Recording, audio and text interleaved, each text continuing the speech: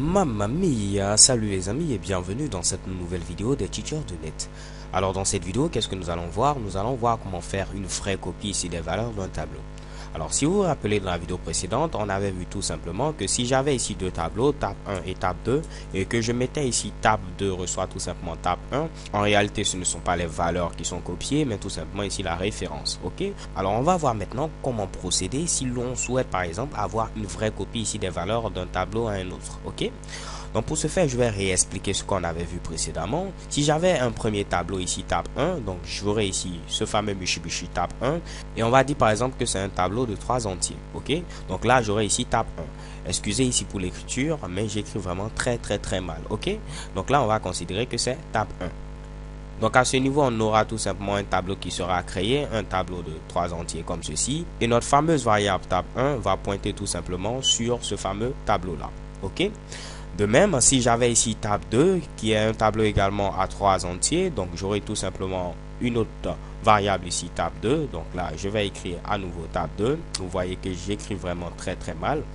Et j'aurai également ici tout simplement un tableau de 3 entiers qui sera créé à ce niveau. Et tab 2 va tout simplement pointer également sur ce tableau-là. Maintenant, le fait est que si je viens à ce niveau et que je mets ici tab 2 reçoit tout simplement tab 1, qu'est-ce qui va se passer? On a demandé à copier la référence du tableau tab 1 au niveau ici de tab 2. Ce qui va faire que à ce niveau-là, tab 2 ne va plus pointer ici sur ce Mitsubishi là, mais il va plutôt pointer ici sur celui-là, puisqu'on aura copié cette référence là à ce niveau-là. Ok? Et cette référence dit tout simplement de pointer ici sur ce tableau qui a été créé précédemment. Donc nous, ce qu'on veut faire, ce n'est pas ici qu'on puisse renommer en grosso modo notre tableau. Parce que comme vous le voyez, c'est tout simplement un tableau auquel on aura donné un autre nom. Nous, on veut par exemple copier tout simplement les valeurs et avoir ici deux tableaux qui sont tout simplement indépendants. Alors pour ce faire, ce sera très simple. Donc je vais revenir ici au cas précédent. Mamma mia, on va dire tout simplement, mon ami, viens au niveau de tab 1, au niveau de la première case, tu copies la valeur qui est présente à ce niveau et tu viens la mettre ici. Tu copies ensuite la valeur qui est présente à ce niveau, tu viens la mettre ici. Tu copies la valeur qui est présente à ce niveau, tu viens la mettre ici. Alors, ce qui est intéressant dans toute cette histoire, c'est que vous pouvez le faire, puisque ce qu'on va utiliser, c'est tout simplement la boucle for. Et vous savez très bien utiliser cette fameuse boucle-là. Donc, vous pouvez essayer de le faire rapidement avant de regarder ici la petite solution. Cela va vous permettre de voir que vous avez vraiment bien compris. Alors j'espère que vous avez essayé, on vient à ce niveau, on va essayer de le faire ensemble. Donc je vais déclarer un premier tableau ici d'entier, donc je mets ici int, je vais l'appeler tab 1 et je n'aurai qu'à mettre ici new int comme ceci et je mets ici 3 pour dire c'est un tableau qui prendra 3 entiers.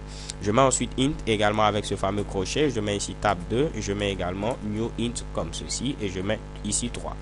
Oups, parfait. Alors après, qu'est-ce qu'on va dire? On va essayer de mettre quelques petites valeurs au niveau ici de tab 1. Donc en lieu et place ici de mettre ce Mitsubishi, je vais mettre une initialisation. Je vais mettre comme première valeur, disons 15, comme deuxième valeur 25, comme troisième valeur 345. Ok? Donc là maintenant, qu'est-ce qu'on va faire? On va essayer de prendre chacune des valeurs présentes au niveau ici de tab 1 et venir la copier au niveau de tab 2. Pour ce faire, rien de bien compliqué, je vais utiliser la boucle for comme je l'avais indiqué précédemment. Pour i qui commence à partir de 0, i qui va s'arrêter tout simplement à tab 1.length comme ceci. J'aurai à mettre également ici i++. Alors qu'est-ce qu'on fait ici? Au niveau ici de tab 2, i, on va mettre tout simplement ce qui est présent au niveau de tab 1, i. Ok, donc c'est ce qu'on avait indiqué via le schéma. Donc on prend ici la première valeur puisque i va commencer à 0. La première valeur de tab 1, on vient la mettre également au niveau de la première case ici de tab 2. Ensuite la deuxième valeur de tab 1, on la met au niveau de la deuxième case et ainsi de suite. Ok, ce qui va faire que à ce niveau, si après je souhaite afficher tout simplement tab 2, les différents éléments présents au niveau de tab 2, je n'aurai qu'à faire quoi? Je n'aurai qu'à faire for i. Donc je mets également une boucle for i qui va commencer à partir de 0, i qui va s'arrêter à tab 2.length. Je mets également i++, oups. Et là, je n'aurai qu'à rajouter tout simplement un petit système .out.println pour afficher ici chacune des valeurs. Et je n'aurai qu'à mettre ici tab 2i. Donc là, normalement, je dois avoir affiché 15, 25 et 345. Je viens à ce niveau, je lance ce Mitsubishi et qu'est-ce que vous voyez? Shekebam, 15, 25 et 345. Alors l'avantage de cette copie c'est quoi? C'est que ces deux tableaux sont maintenant indépendants. Donc si je viens à ce niveau, je mets ici tab 1 de 0 reçoit tout simplement comme valeur 18. cela n'affecte pas du tout table 2. Donc si après je tente de réafficher les valeurs de table 2, donc pour que vous puissiez mieux voir ici la différence, je vais mettre un petit système.out.println comme ceci pour laisser un petit espace. OK, donc je descends comme ceci.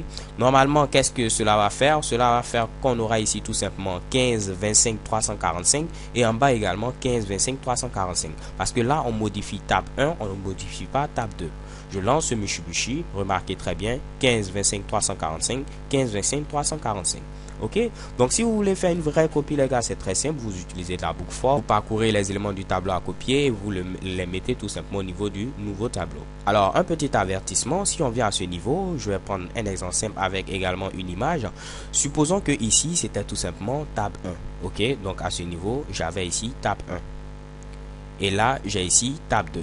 Donc là, je représente ce Mitsubishi, je mets ici tout simplement tab 2. OK?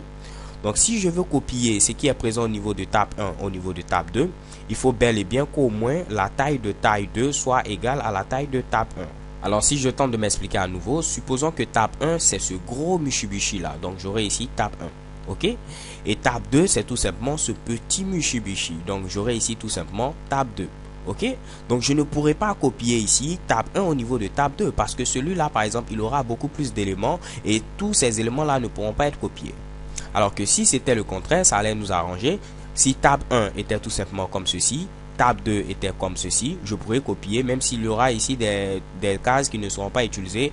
Le plus important c'est que je pourrais ici copier ces valeurs là. Donc il faut faire en sorte par exemple tout simplement à ce niveau que tab2.length, donc je vais essayer de l'exprimer tout simplement avec un peu de programmation, soit supérieur ou égal à tout simplement tab1.length comme ceci. Sinon ici votre copie sera tout simplement erronée. Mamma mia, parfait. OK, donc là je peux par exemple revenir à ce niveau et mettre pourquoi pas ici un tableau ici de 50e. Donc je n'aurai pas de problème, j'aurai ici le même résultat.